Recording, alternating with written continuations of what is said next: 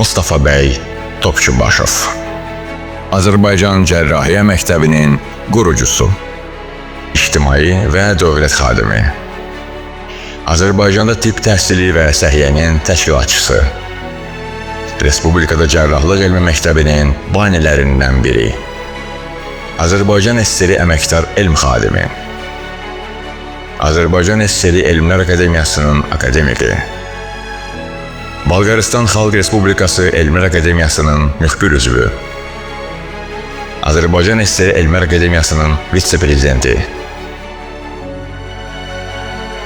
İki çağırış Azərbaycan SSR Ali Sovetinin sədri, SSR Tibb Elmləri Akademiyasının akademiki, Şərəf Nişanı ordeni, Qırmızı Ulduz ordeni, Stalin mükafatı, 4 dəfə Lenin ordeni kavaleri, Qırmızı Əmək Bayrağı ordeni, Oktyabr İnqilabı ordeni, Oraq və Çəkic medalı təqdim edilməklə SSR Sosialist Əmək Qəhrəmanı. Mustafa bəy 1895-ci il avqustun 5-də əzəli Azərbaycan torpağı olan İrəvanda doğulub. Ailədə 4 oğul olub. Böyük Rıza bəy, Mustafa bəy, Mehdi bəy, Məhəmməd bəy. Məşhur Azərbaycan rəssamı Mirzə Qədim İrəvaninin nəvəsi Mirzə Rıza Qədimovun açdığı az yaşlılar üçün ibtidai məktəbə Mustafa bəyi qoyurlar. Azərbaycan dilində məktəb yox idi İrəvanda. Gimnaziya vardı, rus dilli gimnaziyadan söhbət gedirdi. 4-cü sinifi qurtardıqdan sonra gimnaziyaya daxil olur. Yeri gəlmişkən həmən gimnaziyada görkəmli dövlət xadimi Əziz Əliyev də oxuyurdu. O heç vaxt Yerivan sözü demirdi, İrəvan deyirdi. İrəvanlıyam. İrəvanda da cərrahların konfransı keçirdi. Ermənilər 2 nəfər erməni var idi orada, onlar yaşlı idilər.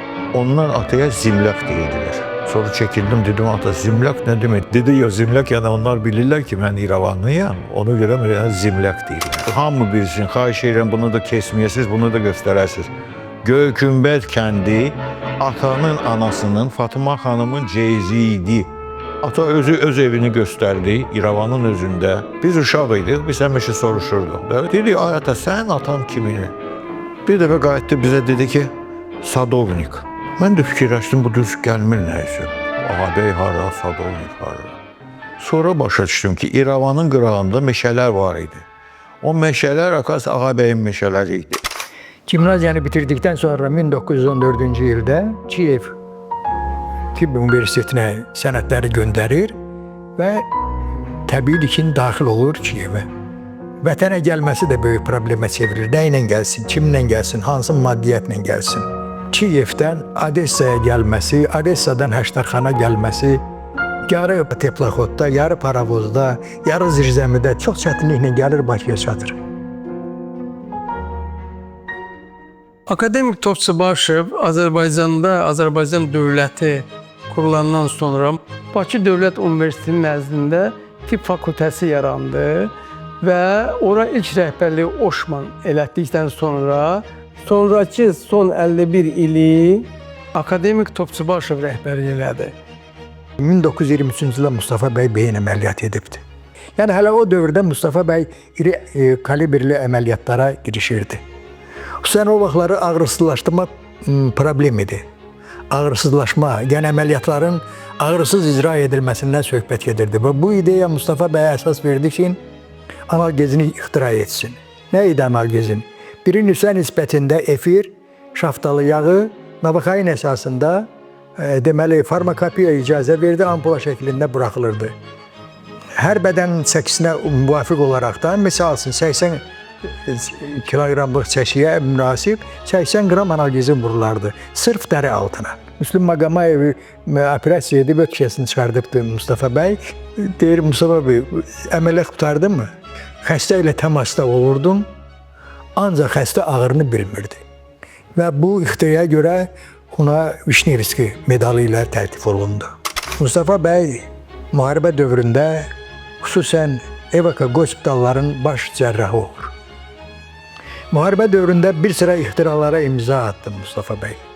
Kranioplastika, kəllə sümüklərinin defektlərində yan sümüklərdən dilimlər götürməklə defektin örtülməsi. Periferik sinir rifləclərində tendomioplastika, termiki yanıqlarda parafinin tətbiqi. İrinlənmiş yaralarda, xüsusən güllə yaralarında, irinlənmiş yaralarda naftalarının tətbiqi. Xüsusi aparatı var idi. Portativ aparatıdır. Bu aparatı kəşf etdi və orqanizmdə ilişib qalan yad cisimləri bu portativ aparatın köməyi ilə dəqiq lokalizasiyası bəlli olurdu və çıxartmaq mümkün olurdu.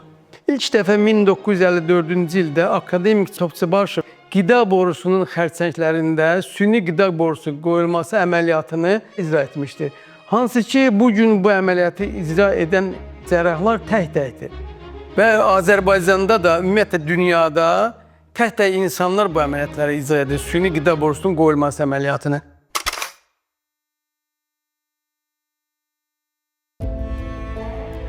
Uşaqlıqdan gözümü açandan, dilim açılandan biz Mustafa bəyə, bizim ailədə balaca uşaqlar hamısı ata deyərdi. O ata adı da ümumiyyətlə axırıncı günə kimi atamda qaldı.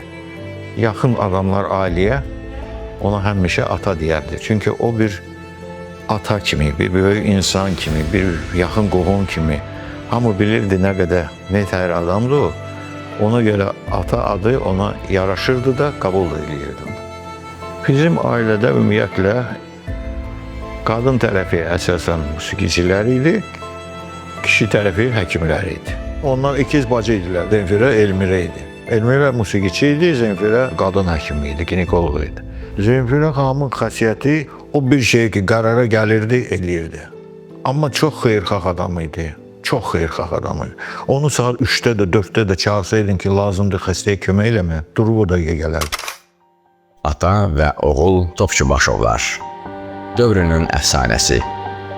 İbrahim gənc yaşlarından bacarığı ilə seçilir və çox çəkmir ki, o Mustafa bəylə çiyin-çiyinə çalışmağa başlayır. Dəfələrlə atası ilə birgə ən çətin əməliyyatların məsuliyyətini bölən İbrahim, qısa bir zamanda cərrahi aləmində hörmət qazanır. Əməliyyatlar zamanı musiqi ilə apardığı eksperimentlər isə öz zamanını yarım əsr qabaqlayır. İbrahim Topçubaşov adını tarixə yalnız cərrah deyil, həm də peşəkar bəstəkar, illər sınağını keçmiş mahnıların müəllifi kimi yazıb. Azad vaxtı olan kimi onu ailəsi ilə, uşaqları ilə bölüşür. Bütün enerjisini təbabət və musiqiyə xərcləyir. 59-cu ildə biz ata bağ götürdü Məldəkanda. Bağı çox sevirdi. Ata sevirdi bağda işləməyə. Sevirdi bağda ağac əkməyə, meynələrə baxmağa. Hamısını eləyirdi. Ata bizə nərd sevirdi. Nərd yaxşı oynayırdı. Özü də sevirdi. Udanda elə gülürdü ki, ləzzət eləyirdi. Uduzanda da deyirdi ki, nə olar, oyunda biri udar, biri uduzar. Nərddə pastayın apartmaq, həyat yoldaşı Reyhan xanım. Onlar ikisi oturub oynayırdı. Bir axırda belə 3-4 daş qalanda bir də gördü, qoşa atırdı. Bir seçki ilə əl çalırdı ki, udmuş. Ata içki içmir. Heç çaxır da içmirdi, xoşlamırdı. Amma xaşı çox sevirdi. Xaş sevirdi. Yeməklərin içində xaş, səhər-səhər qaymaq, yumurta. O yeməyi o idi. Elə şeyləri sevirdi. Bizim evdə Üzeyir bəy olub, Səməd Vurğun olub, Mirəli Kaşqaya olub, Mirzə İbrahimov olub, akademik Sumbatzadə olub. Mənim yadımdadır ki, ata çox muğam sevirdi. Çox sevirdi. Seygah, muğam. O həmişə televizorda, o konsertlər olanda o çəkilib otururdu, belə baxırdı, axıra qədər ona qulaq asırdı.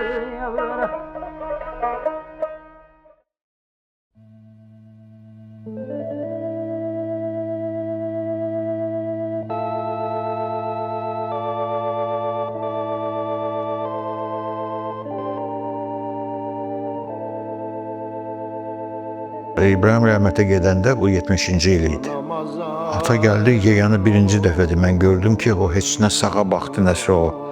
Başın saldı aşağı, qalxdı ikinci mərtəbəyə. Camaat da dayanıb belə. Zemfirəyə yaxınlaşdı. Zemfirə dərmanı uzadanda əlin belə atdı, dedi ki, talant getdi. Demədi ki, oğlum getdi, dedi, talant getdi. Haqdan ey bağlanan dilim, Naxış düzəni oluydu.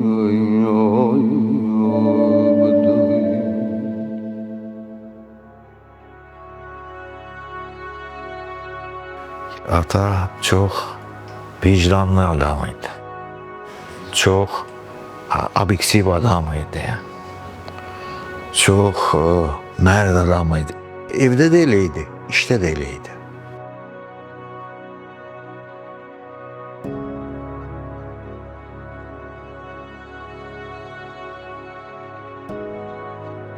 İki nömrəli Efendiyev adına xəstəxanada, muzey olan yerdə. Hər 6-cı gün orada konferanslar keçirdirdi. Piçiminuska bizdə deyirdi. Həkimləri hamısını yığıb başdan abxod eləyirdi, sonra yığışırdı öz kabinetində. Ata oturardı, hamısını qulaq asardı. Cavan həkimlər də içində ola. Ola bilsin cavan həkim nə isə təklif eləsin, ola bilsin yaşlı həkim təklif eləsin, ona baxmayaraq. Rüzeməni ata üzü eləyirdi sözsüz. Dəfələrlə mən görmüşəm, cavan həkim durub dedi ki, bəs mən belə məsləhət görürəm, mən belə eləyərdim. Rüzemədə də ata deyirdi ki, bəs Doğan doktor dediyindən mən 100% razıyam. Cavan həkim fikirləşirdi ki, mən doğrudan da deyəsəm düz demişəm ki, akademik mənim tərəfimi saxlayır. O boyda akademik, hansı ki bu boyda ömür keçirdi, bu boyda xəstələri görüb, o boyda alim olub, dünya tanınmış alimdir. Hər 6-cı gün 5 dəqiqəlik aparırdı və cavan həkimlə bəzən razılaşırdı. Ata elm adamı idi. O fransız dilində oxuyurdu, alman dilində, ingilis dilində, 3 dildə oxuyurdu. Belə bir yaxşı misal var. Deyir, sən öz bədənində ağrı hiss edirsənsə, sən xəstəsən. Özgəsinin bədənində olan ağrını hiss edirsənsə, sən artıq insansan. Buna görə də həkim insan olmalıdır.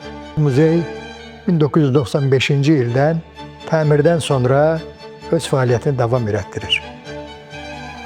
Və cərrahi kafedraya gələn tələbələr ilk olaraq dərsi oradan başlayır. Yəni kafedranın tarixi, Mustafa bəyin həyat fəaliyyəti, yaradıcılığı muzeydə öz əksini tapır. Onun cərrahiyyədə 5 tomluq kitabı o dövr üçün yazılmış kitab bugünkü gün içində istifadə olunur. Sanki bugünkü günə aiddir. O innovasiyaları çıxsaq, müasir dövrün texnologiyalarını çıxsaq, tam təbabətin əsas bazisi orada yazılmışdır. Təbabətdə nəsə bir yenilik eləmək, ümumiyyətlə indi elmdə bir yenilik eləmək çox çətindir. Çünki belə bir atalar misalı var, deyir, hər bir yenilik çoxdan deyilmiş və yaxşı yaddan çıxarılmış köhnəliyin təkrarıdır. Onun iki kəsiyi bugünkü gündə ədəbiyyatda xatırlanır. Xüsusən Leningrad məktəbində Sozon Yaraşeviç bu işdə çox məşğul olubdur. Mustafa bəy bu iki kəsiyini, toraka abdominal, bel diafragmal kəsikləri, böyrək ətrafı toxmaya, qaraciyərin üst sətinə, diafraqma altı sahəyə, yəni bu kəsiklərin köməyi ilə sərbəst işləmək müəssər olurdu. Və bu baxımdan da biz yetişdirdiyimiz tələbələrə həmişə əsas bazis olaraq Topçubaşov məktəbini göstəririk və onun üzərində üst qurumu təşkil etməyə onlara bir çağırış edirik.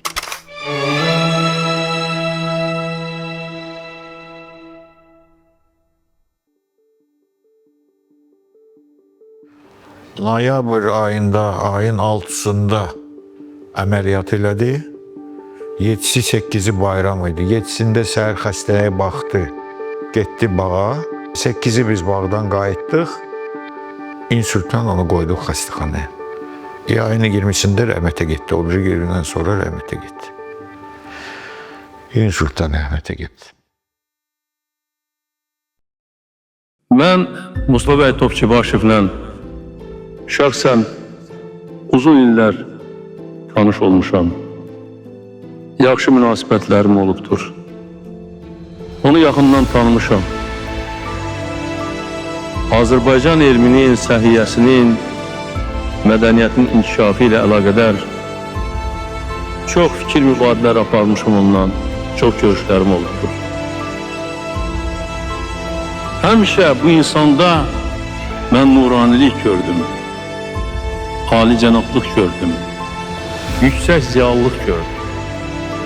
Mən Mustafa bəy Topçubaşovun xatirəsi qarşısında baş əyirəm və deyirəm ki, onun xatirəsi bizim üçün həmişə əziz olacaqdır. Onun adı Azərbaycanın gələcək nəsilləri üçün örnək olacaq onun adı daima yaşayacaq.